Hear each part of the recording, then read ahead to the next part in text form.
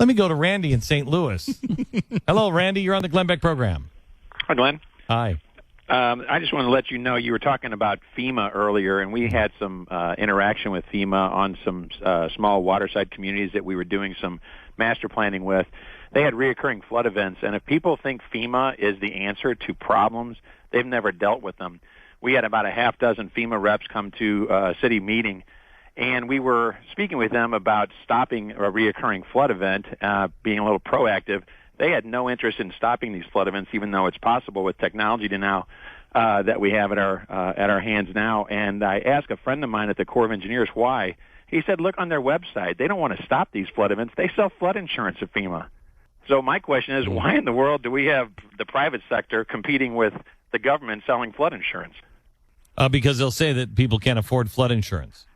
Well, I mean, it's like everything then. If you can't afford flood insurance, you shouldn't live in a flood zone. Right, and those rules have made the disasters of hurricanes much, much worse. Much worse. Because they've lowered the price artificially of flood insurance so people don't mind moving into flood zones. And then when there's a flood, guess what happens? When I moved into, I wanted to live in St. Petersburg. When I moved to Tampa, I thought St. Petersburg was beautiful. It is. Until I saw all of the flood zone, hurricane path, escape routes, and I'm driving down the highway, and I'm like, I don't think I want to live here, honey. She's like, no, I don't want to live here. And we lived inland. I mean, call us wimps, but I'm risk adverse. I don't like risk. Wimps. Yeah, yeah, that's okay. That's okay, and that's exactly what FEMA does. They say everybody should be able to live on the shoreline. No. Maybe some people shouldn't live near the shoreline. I mean, if you want to take your own risk and build your house, it's like we were driving in California last weekend, and we saw these houses that are built up on a cliff. You want to write the insurance for that? Go write the insurance for it. I ain't writing the insurance for that. You live in a state where it's mudslides and earthquakes. What are you thinking?